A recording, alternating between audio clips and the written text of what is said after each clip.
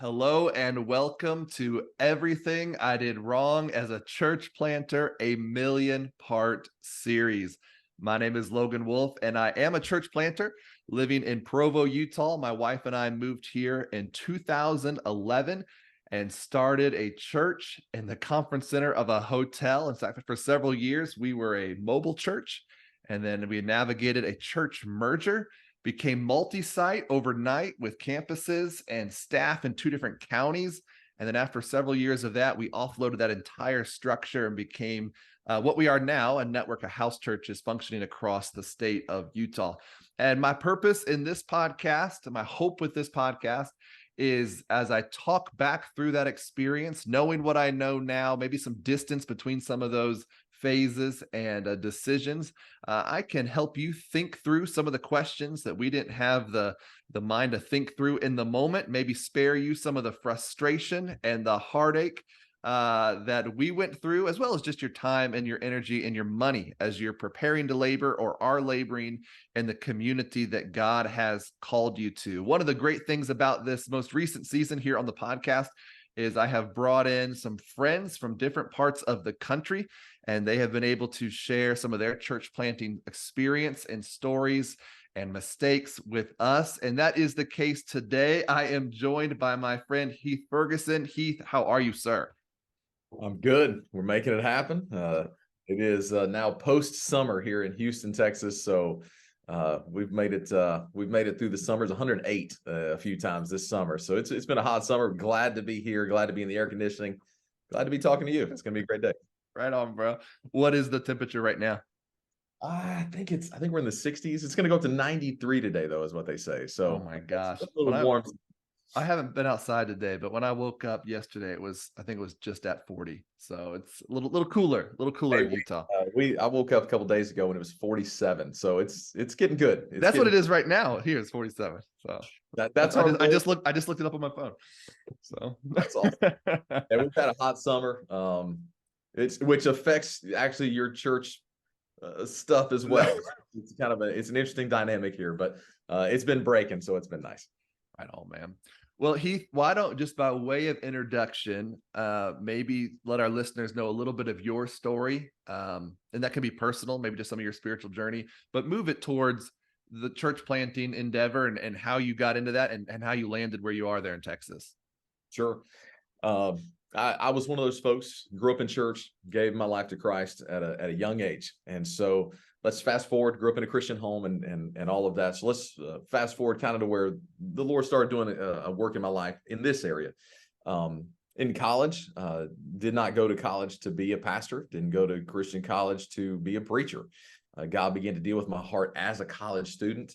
And then about my senior year of college, really started getting very serious about preaching and knowing that eventually that pastoring was going to be out in the future.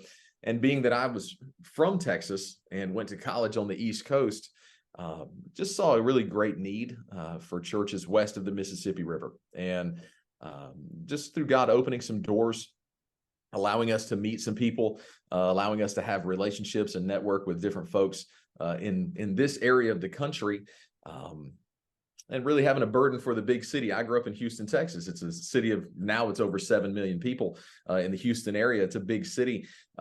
Really feeling the desire to go where the people are and to go to the fastest growing areas of the country, the fastest growing cities in the country, and to make a difference for the Lord. And the whole thing for us was, where could we go to have maximum impact?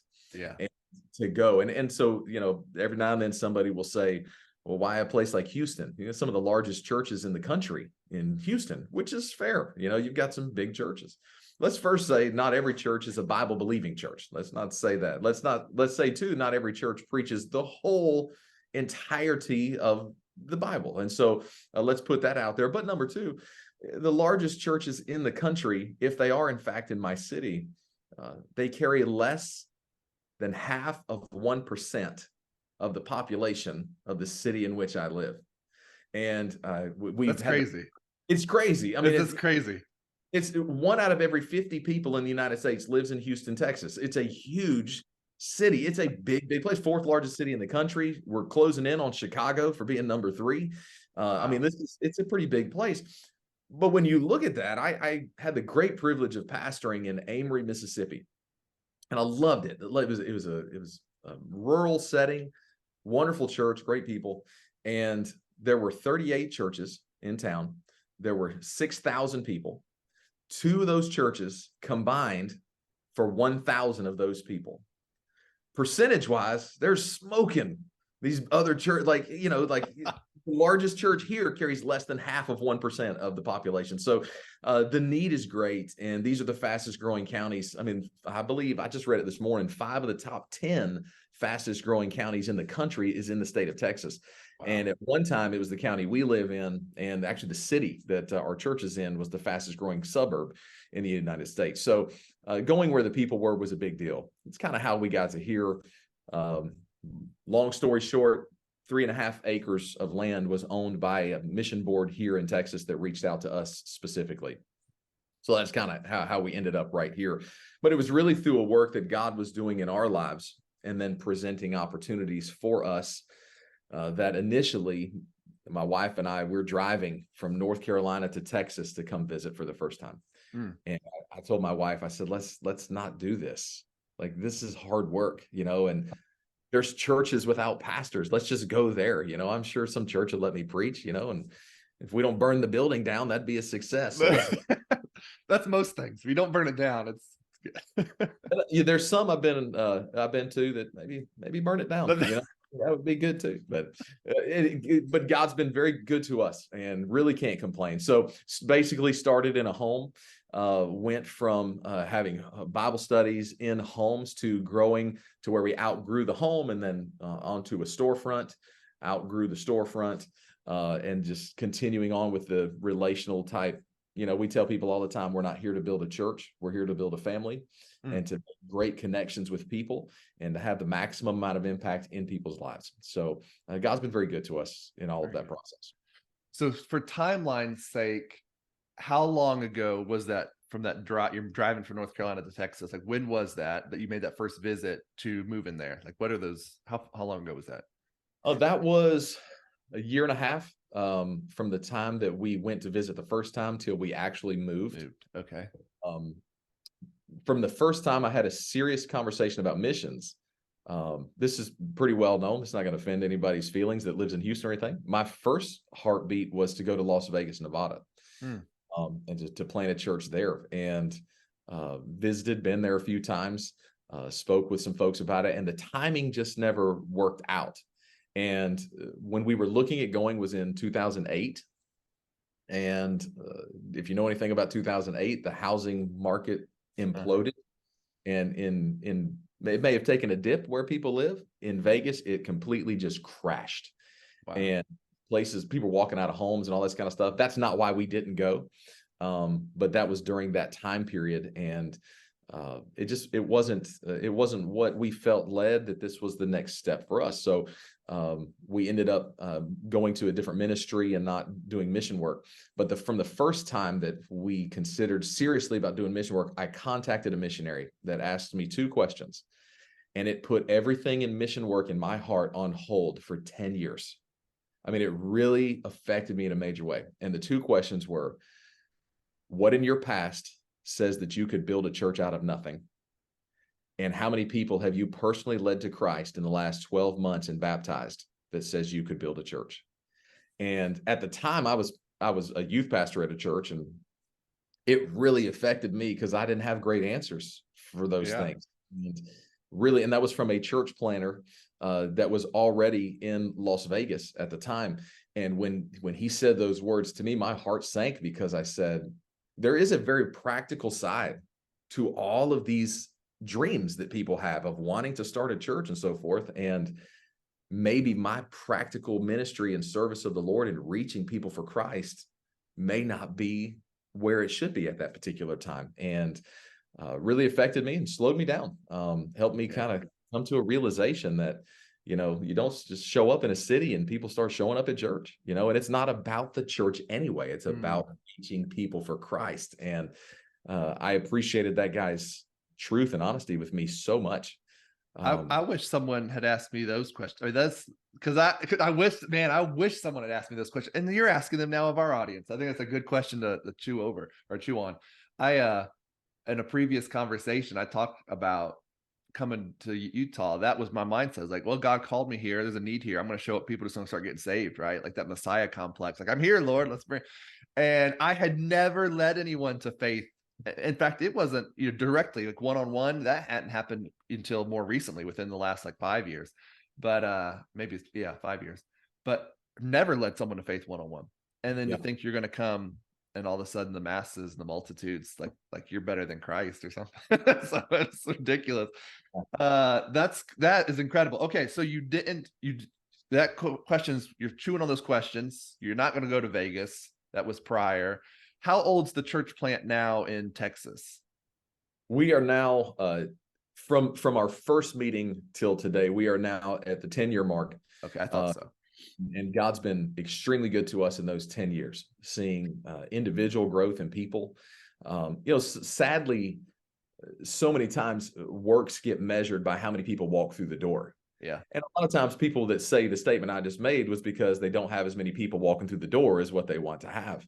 Yeah. But the truth is, when you start comparing yourself to other ministries, when you start looking at a number perhaps that you haven't reached yet or something, and don't get me wrong, goals I think are phenomenal. Yeah. But what is appropriate measures for success in church plants? Are people growing? Are people bringing people? Are people coming back? Are they coming to Christ? Are we baptizing people?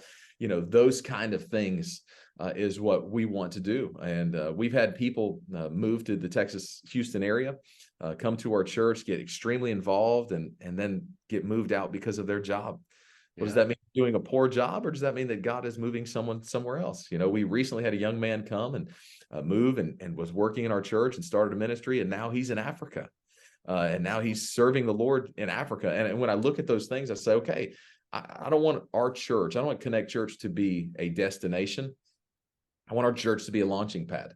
That people come, maybe you get equipped, you serve for a while, and then if they're off to another ministry and it's what the Lord has for them where they can impact people, then that's fantastic. And we can celebrate with you when you're baptizing people in bathtubs and in pools, and we can celebrate with people in other places whose numbers are, just it's like, wow, they're doing incredibly well. Well, God's been incredibly good to us too. And we have seen numerical growth. I mean, I don't want you to get me wrong. We've seen really great things happen numerically, but it's not the gauge, of how well we're doing. I think you're absolutely right. And that maybe is something a topic to even revisit or press into. I just came back. I was just in California. I took a couple brothers from our network. 2 weeks ago, we went out there for a training, a retreat sort of thing. And part of that conversation, those 3 days we were there, was around tracking. What do we track and why do we track? And looking at some biblical principles around it. And I think you're spot on with this, Heath, because I feel like I was guilty initially. You track things one that you can't control. Which is ridiculous. And then we use those things we can't control to kind of inflate our importance or our ego. Like, we have, it's like, what, you have no role. Like, I can't control how many people show up on any given day. I can't control. Now, those are things to track, those metrics, the attendance, but those aren't the only things. And so we actually went through this deep dive into Acts and the epistles, and we're looking at, are we seeing like local ownership of the work? Are we seeing life change and growth? Are we seeing teams develop? Those things that you don't think to track, on a quarterly report or something of that nature. And the purpose behind it is what you just said about the celebration. You see again and again, like, in Acts, where what's the stories that's being shared from the work. Because, these missionary teams, these apostolic teams are they're starting work, they're coming back, they're reporting to other churches what's happened in these other regions.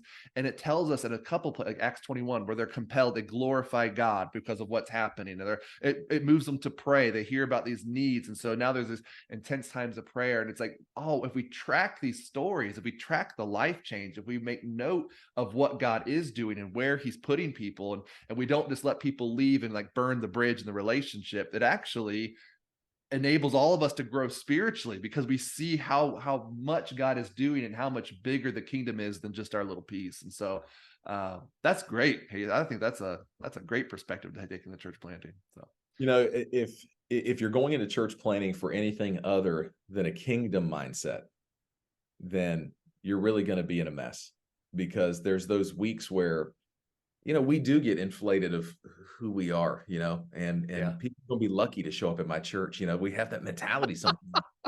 And, you know, when you have that Sunday where literally it's your family, a couple other people, we had one of these Sundays early on where it was my family of 4 and another family of 3. And we did our music like normal. It was a Sunday night early on, and the people in the audience. So it's me, my wife, the other person's wife on the stage. We sang the songs. The man, his son, and my oldest daughter were standing in the back changing the slides. There's no one in the seats. And we're singing. And I told him, I said, here's, guys, this is what we're going to do. If no one shows up, we're going to that McDonald's and getting ice cream, because this is just like a Sunday night. All of a sudden, nobody was showing up. And in the third song, in like the second verse or whatever, I can't remember what song it was, a lady comes driving up and a couple people trickle, and the kids were like, no. But and so, like, if you're in it because you think you're, you know, I've got something to offer and God's, you know, going to use me in this, you know, massive way. And listen, God's going to use us if we'll make ourselves available and holy and so forth. Like, God will use us, but you're going to have those weeks that punch you in the face. Yeah. And it's so hard. And then you come away thinking, I'm such a failure. But it's not about me. It's about the kingdom of God. It's about grinding out these works of being faithful. And, you know, my definition of faithfulness that I made it up. I think it's mostly biblically based. I'd love for if somebody's watching and can add to this and make it better or can fix it, then I'm all ears. But over the last 20 plus years of doing ministry, my definition of faithfulness is me doing what I know I'm supposed to do today, trusting that God has a plan for the future. That's it. That's good. So, you know, what am I supposed to do today? What does my today look like? Am I supposed to read and pray and walk with God and all that stuff? Or, you know, am I supposed to preach in this place today? And there's 3 people here, you know, whatever. I'm doing that because I know that God has a plan for the future, not necessarily what's happening in this moment, but I want to be faithful to God in this moment. And so that's again, if there's somebody out there that can help me. That's solid. I'm going to steal that and just tell people I came up with it. So. No one quotes me. That's fine. This is from Heath Ferguson. Okay, let's go back to our church planting kind of timeline. So you roll in, you're church like 10 years old. You roll in just your family, or did you have anyone come with you, or how? At the time, it was just us. It was just us. We had a 2-year-old and a 6-year-old. Wow. And it was just me and my family. There were a few people here in the Houston area that were a part of a church that didn't exist anymore. And when I say a few, I think there might have been 9 total of us, maybe. Okay. So it was just somebody who lived on this side of town. So when we first met in a house, it was in these folks' house that we met in. So, you know, to say you're starting from nothing is not completely accurate, but it's not inaccurate. Right. So, yeah, it was a little, it was slim. It was slim, to say the least. Now, we had great people, but very slim. Mm-hmm. So let me ask this then. Looking back on that, would you have preferred would you to take more people with you, or did you feel like you were fine with that rolling in just your family? Like, what, talk through maybe just, and you know, this is I want to talk more about the weekly services and get into that, like you said, but I'm just curious, you rolled in by yourselves. What would you have done anything different there? I would have done all of it differently. So when you're talking about mistakes, I'm glad you called me. Because this is I was racking my brain. I was like, who do I know that's just a total screw up? Oh, I can call I know who it is. I know that. I know this guy. Yeah, we would have, going back, if we could do it again, definitely do the team scenario much different than what we did, being that there was none. Yeah. Definitely would have looked to see if there were people that were interested in moving and being a part of it. I know the statistics. I know the stories where people say the most, if you take people with you, they don't tend to stay and all that kind of stuff. But in those early days, it would have been extremely helpful to have more hands, if nothing else. Encouragement factor is a big thing. Yeah. Having someone to bounce ideas off of that's just not you. Right. Not being your own head thinking this was the best idea ever, man. This is I mean, you're having a staff meeting every morning in the shower by yourself because there's no one else, there's no one to talk to. No, it's just you. And I'm a yes man. I'm just telling myself, yeah, do that. That's great. Your ideas are fantastic, and no one to tell you that idea stinks. Yeah. What are you thinking about? And there were a few things we did early on like that. It's like, dude, that's terrible. What are you doing? You're dumb. You didn't think it through all the way, but you're doing the best you can. And in my mind, there's a clock that's ticking as well. And it's like, you've got church budgets involved of other churches and individuals who are giving. And it's like, I want to get out of that as fast as I can. Okay. So we got to get going. We got to get moving. We got to get reports and all these kind. You just want it to go. And I wish I would have stopped and taken a little more time to daydream. Yeah. And not daydream like in the sense of nothing, but like stare out a window and think things through all the way. And then to go in there with the mindset of how can I serve the Lord? Not how can I get out of this budget? How can I give a good report? Just focus. Man, I wish that too. I wish I had come and just basically, I didn't do this. I just shared with you a second ago, came in thinking like, Lord, I'm here. Like you can save Provo now. But I wish I had asked the question, where is God already at work? Sure. Because the truth is, I mean, he was at work long before I was ever born here in Utah, and he'll be at work long after I'm dead. And so instead of like trying to spin your tires and create activity out of nothing, it's like, Lord, just show me where you're already working and I'll just go be part of it. Like, I'll just go help that. I'll go be part of that. And I think we would have seen so much more happen, and it probably would have built out more of that kingdom mindset you're talking about, because they wouldn't have been looking at people suspiciously or as a competition. Like, hey, God's working here. I want to be part of it, and it's, anyway, that's okay. But you said something I want to press back into. So you're there talking to yourself in the shower, and you're like, I got these church. I want to get to where I'm out of the need to be under these other churches that are giving the budget, all this kind of stuff. How soon did you guys start weekly, or what you call it, your grand opening service, your launch service, your weekly public services from the time you moved there? How much time did you allow yourselves? So we moved in the end of January of 2013, started meeting in homes on Sunday evenings. We had Sunday evening Bible studies I'm going to say in February. So it was relatively early. Wait, you moved in, you said January of 2013, yes. And you started weekly, like every week you guys were gathering? For Sunday nights, starting like at the end of February. So it wasn't, not this much mentality. Right. It wasn't as much a thing 10 years ago. But we started having just Bible studies, getting together. And were you inviting people into that? Like those were public, like pulling? Not necessarily. There weren't stuff we advertised. Okay. So it wasn't like you're passing out flyers saying, come to this Bible study. Okay. It was in the home of the people who already lived here. And so it's relatively small. And then, as, hey, this person would invite their friend.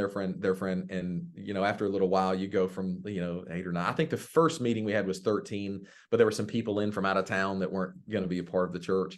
And so I think, it grew to 20 before we did anything else, beyond that. But June 16th, 2013 is when we had our first, like, in the storefront, because that's the mode that we went, in the storefront service on a Sunday morning. We had 10 chairs set up. We had all the other chairs were just piled because we were going to put them together and build the stage right after that service, if you will. Okay. Yeah. So people sat in those chairs and, we did our thing, and then we built them all together. So that's 5 months before we started doing Sunday mornings. We didn't do. So what my family would do is we would go to different churches in the area on Sunday mornings, and then have our Sunday night Bible study, Yeah. like in-home Bible study. Okay. Do you feel like, looking back on that, was that a good timeline for y'all? Did that feel too quick? Did it feel too like, I actually we moved in May. We launched, weekly services in September. I don't know. I had an episode where I had a brother on here, two brothers, different brothers. One of them was quicker than that. One of them was, man, it was like just like a couple months. They moved and started services. So what are your thoughts looking back on that timeline? Was that At the time, I didn't think anything about it. At the time, I was like, well, yeah, of course. Like, we're here. Why are we not doing it? Let's do it. What are we doing? Looking back on it, I should have done a little more research for my specific area. What do you mean? I should have looked into the church culture of the Houston, Texas area a little bit more.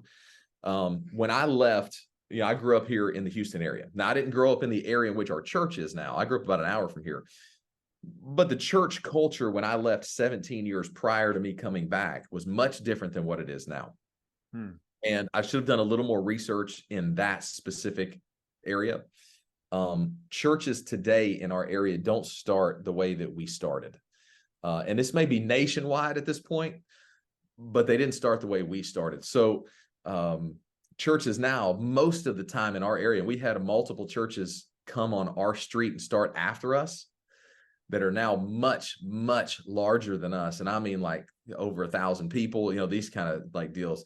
They start with 5 full paid staff members to start with and 200 plus members the day they start. And they're from other churches in the area that have people that live up here. So they come up here and plant. Right.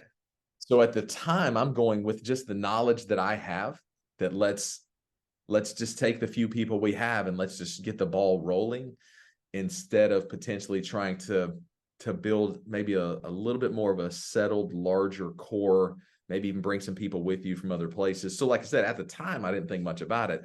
Looking back on it, these are kind of some of the things I wish that we had done. Yeah. I wish that we had maybe waited a little bit longer before we tried to jump into the Sunday morning pool when we weren't quite ready. But I will say, at the time, we felt very good about it, very strong about it. The people that were meeting with us they were like, let's do it. They were excited about having a church and being in a church on a Sunday morning. And we had a lot of pressure because Easter Sunday fell in March that year. And people do Easter together. And I'm like, no, go somewhere else where you can celebrate Easter, and then let's have lunch together, which is what we ended up doing. And so, very thankful for that. But yeah, there's definitely some things moving forward. I wish I would have researched a little better how church was being done in my immediate community. Yeah. A little better than what I did. Do you think, excuse me, that research entailed what? Just having some conversations with pastors and church planners in the area? I mean, just getting some FaceTime with them and asking them all these questions. Is that what you mean by research? Yeah, I should have sat down with some folks that were new churches, young churches. In my context, it wouldn't have done me any good to go. And we visited Houston's First Baptist Church. I love Greg Mott, the pastor. I love what they're doing. Matter of fact, some of the things we do today are because of some of the influence of Houston's First Baptist Church. Just incredible ministry. But it would have done me no good to sit down with them and their staff and say, hey, let's talk about church. I mean, you have 12 people, like they have, 40,000. There's no need to do that. But to talk with some churches that were relatively young, that had seen some growth and some impact in their community, that would have been a lot more beneficial than kind of coming in almost with the competition mentality. That's what I did. Yeah. And that was, sadly, that's where a lot of us come into.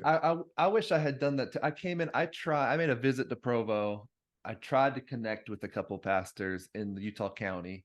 Didn't get to meet anyone in person during that visit. When we moved here, I think I connected with one pretty quickly in person. But I wish I had done that too. And essentially that's the whole point of what we're doing with this podcast, right? You're just trying to get these voices of guys that are already there doing stuff, gone ahead of you. And it's like, I need to maybe if not take what you're doing verbatim, at least let your experience formulate some questions in my heart and mind of what I should be doing. Now, I think about myself and I look back, I was 25 when I moved to Utah. Yeah. bro, I don't know if I would have listened to anybody. Like if I had, and it's like that's part of it. It's like because I just mentioned we had several brothers on this podcast that were talking about the time between moving and launching. Just like you, just like me, moved, had this mentality of why not? We're here, let's start. They start very quickly. Didn't think anything of it because that's why they're there. And they look back and say, man, I wish I had taken more time. I wish I had thought through more things. But I mean, would they have? I don't know. It's like one of those things. Like, who's going to tell you? You're excited. You're there. It's why you moved. It's like, who would you have done anything different in the moment? I don't know. It's always that struggle, right? Of like, if I'd known better, would I? I don't know. I'm just Well, an aged pastor before we came here that I was having a conversation with made the statement. He said, "Church planning is a young man's game, and you need to do it sooner than later." And so it had convinced me to, it did. I mean, that the Lord was moving my heart anyway. This was a conversation I was having with this pastor. And he said, you may need to do it sooner than later because it's a young man's game. And at the time, I'm about 33, 34.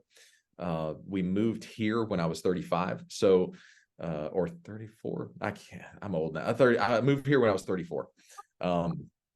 So we move and, you are young and for my benefit, I had pastored before for a few years in a different context, in a different state, different city, different rural, urban context, like just totally different.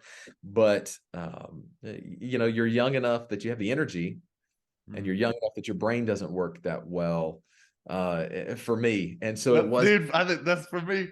Yeah.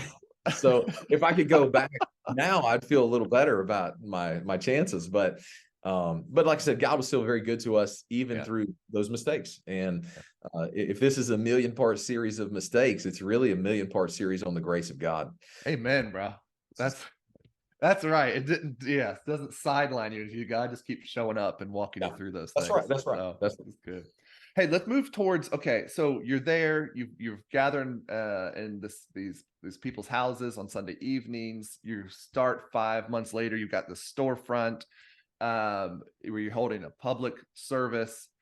Okay, going into that first public service, let's just talk through how did you promote that? How were you engaged in the community? Were you engaged in the community? What did that maybe week or two before look like, week or two after? And let's kind of maybe press in there just for the remainder of our conversation, just around that initial public service.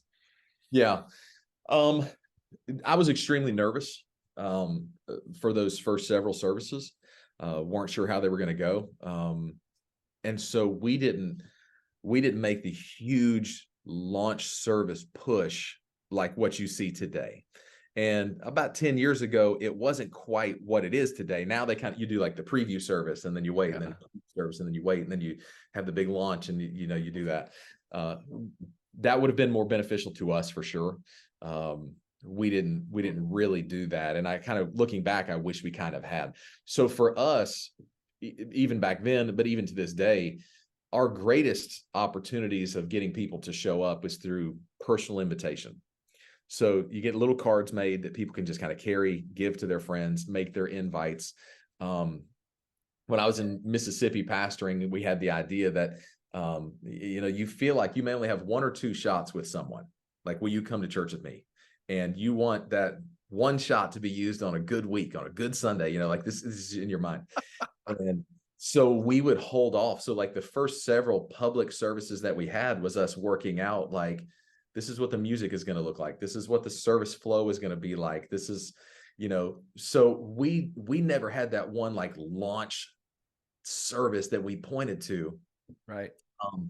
But we did do the same thing. Like we did go out, individual invites and so forth, and explaining to people, we're a new church. Why don't you come and be with us in a storefront setting? And which is a little bit of a different setting. A lot of the churches in our area start in schools, which is not uncommon. So the storefront church is not as much utilized because people really view you as being temporary. Had a lot of people come by and say, let us know when you're a real church. I would tell them, no, I'm not reaching back out to you. You don't come now. We don't want you later. I don't want you here. Do not show up. So it was really, for us, it was more word of mouth. Okay. as opposed to that one, let's just flood the community. It wasn't until we got a little further down the road that we would start doing social media ads or mass, mailers or door hangers. And so those kind of things. It wasn't until a little bit later because we didn't have that one launch service. So again, going back and talking about mistakes, we should have had a date in the future after our first service, after that June 16th service. Yeah. Give us a few weeks to work out some kinks and to work out a few things of what they may be. And then let's pick a date that this is our launch date that we focused on. And we never did that, which again, mistake. I wonder, because that's essentially what preview services were supposed to do, right? Is you're building some momentum, building community awareness, trying to even recruit maybe some people to help you launch.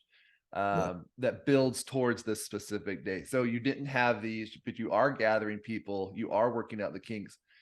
It sounds like the launch date would have been this, brought some swell of momentum there, but really you're just building more slowly because you don't have, you've started services, right? So that's not really okay. I'm tracking with you. I wish that makes a lot of sense. Of course, we did preview services in Utah and no one showed up. So there was that's the foreshadowing. Yeah. So and one of our great, reaching someone for Christ stories is that I say great, they're all great. But I was like, bro, one of the early ones. Let me just say one of the early ones is really falls into this vein because we had a real estate agent who helped us find a house here in the area, and this is a contact. Every person you talk to, every person you run into is a contact, someone who, if they don't go to church, and they don't know Christ already, this is why we're here, right? Yeah. And so spoke to this lady, and we started having church, and it's like we want to invite her to church, but we're really afraid, like she doesn't have a church background, like this. So she's about to walk into our storefront. She's gonna, like, we're not ready for this yet. Like, we're not quite ready. So finally, my wife and I were talking about it. I said, now's the time that we reach back out to her and invite her to church. So we do. And she comes for several months and brings her kids with her and realizes she needs Christ, gives her life to Christ. Amen. And doing that on a Sunday, my wife Jamie got to pray with her, and the next week we brought her 2 Bibles, and one to bring to church and one study Bible to have at home. And she starts just weeping, and she's like, this is the first Bible I've ever owned in her life, and she's my age. And I'm like, you grew up in America. She grew up in upstate New York. You've never had a Bible in your life? Like, what do you, that's just unbelievable to me. But if there was a launch mentality, it was, let's wait till we feel comfortable with where our church services are, and then let's start inviting a little bit stronger. And that's how we ended up doing it, which again, looking back on it, I would have done it a little differently. But again, God was in. Well, I would say that story there is awesome. Praise God for this lady. And yeah, man, that is incredible. I baptized her and her kids and everything. Like, it's been really cool. That's, man. Oh, her kids come to faith too? Oh yeah. I mean, it's been through these things, and we didn't invite her for that first June 16th, 2013 service, because we just weren't ready, or I didn't feel ready. Yeah. If you wait till you feel ready, though, you'll. Well, that's what I'll say. I think maybe if we kind of press it, if the mistake we've been talking about here more recent in this conversation is we didn't have the specific launch date, the specific launch time. So you're kind of meandering towards it. But I feel like one of the side effects of that would be this, we're not ready. And you don't have anything forcing you to be ready because there's not a big, so yeah, I can see that too. Cause you just like, oh, this could be better, or we could change this. And you could always change into it. I mean, we live in a fallen, broken world. So things are never going to be perfect, right? I mean, you could always improve stuff. So it's like, you can't wait till you're 100% perfect ready. So no, that's a good story. Okay. Let's move this towards maybe some practical application. So you've shared a number of things, questions people have asked you, things you've asked that I think are helpful, that again, people coming behind us could be chewing on, thinking through, that I think would be worth their time. But as maybe some practical tips or suggestions around particularly this season of the church planning journey, leading up to your public services, leading up to a grand opening or whatever. Any thoughts, things you'd want to tell these guys coming down the road? Yeah, for sure. The first thing that always comes to my mind is to embrace who it is that you are. And I say that because for the longest time in my life, I wanted to be someone else. You want to pattern your church after someone else's church, or you want to pattern your preaching after someone else's preaching, or pattern your teaching after someone else. Yeah. And embrace who it is that you are, because I believe that God created you to use you in that way. That God didn't create me to be Logan Wolf. There's already one of those. And so he didn't create me to be someone else. So just embrace who you are. And the mentality of wanting to be like maybe people we look up to, or trying to emulate perhaps our heroes, if we want to use that word, becomes really a handcuff, a burden to who you are, and a slowing down of your own personal growth and development as a church. Yeah. And so I say that because that first service on June 16th, if you were to go to that service and you were to come to our church now, it's two different churches. And it's just more being comfortable with who I am as a person, and as a pastor, and as a preacher, and as a church, and not trying to emulate any other church or any other ministry, or don't try to be someone else, and just be who we are. And it looks totally different. It's just not the same. And so there's a freeing idea. There's a freeing concept. So all these guys that are coming out, like, find out who you are first. I know that sounds like go backpacking through Europe, or no, just, be who you are. If other people's standards and mentalities and all those kind of things, like, if they're not yours, don't try to force them to be yours. Make sure that you're rooted in biblical principle. But don't do it just because someone else that does it, and I have to do it that way. It's a lot more difficult to build someone else's church. Just build the church that God created you to build. Amen, bro. And make sure it fits with biblical principle. I mean, I always try to go back, take everything back biblically, but that was really a big thing for me, and very freeing for me.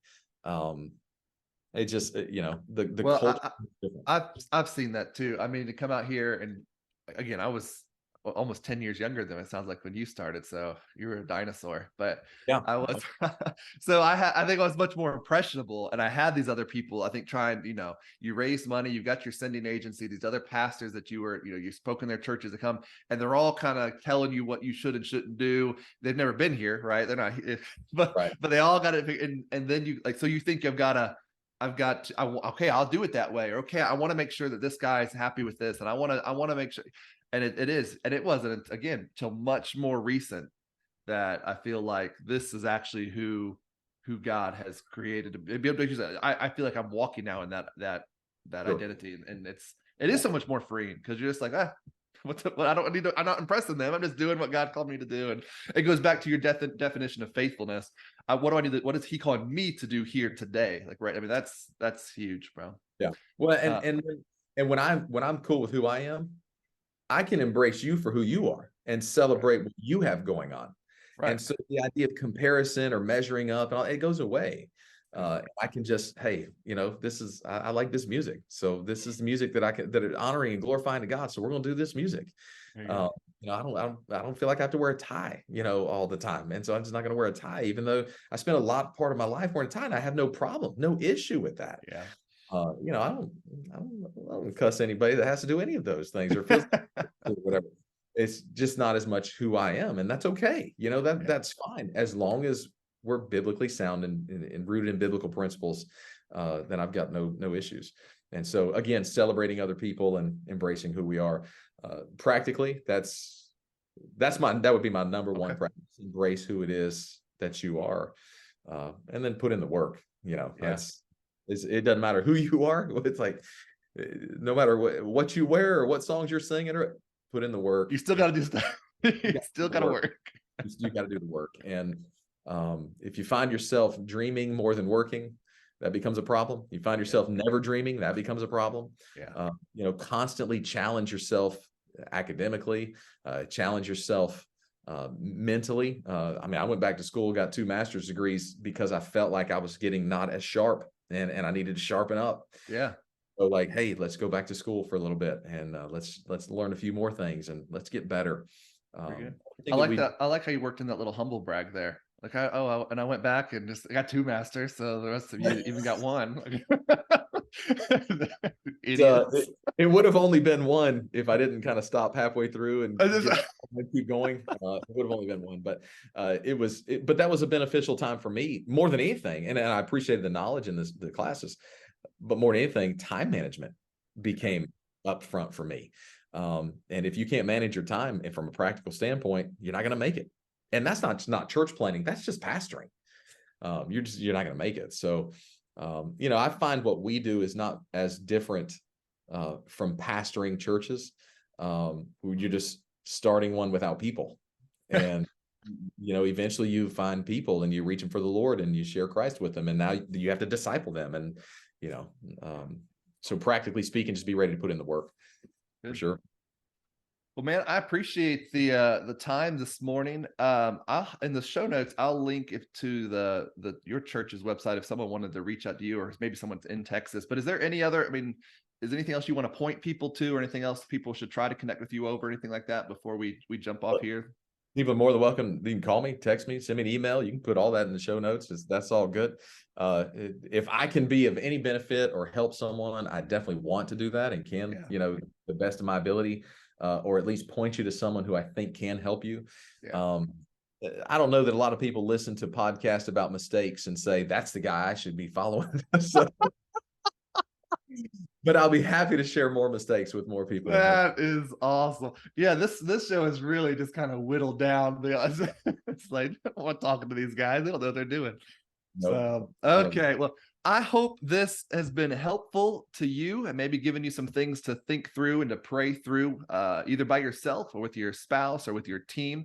If it has been helpful, if it has been encouraging, please subscribe to the podcast, leave us a review or a rating on Spotify or Apple Podcast. I would also ask that you just share it. This is, as Heath just said, we want to be helpful. We want to support you. We want to be encouraging. And so if you know someone who is a church planter, thinking about church planting, maybe has been on the field and is just maybe, banging their head against the wall. They're at a stagnant spot in their ministry. Man, pass this along to them and let it facilitate some conversation among you. So again, my name is Logan Wolf in Provo, Utah. I'm joined today by my friend Heath Ferguson in Houston, Texas. This has been Everything I Did Wrong as a Church Planter, a 1,000,000-part series.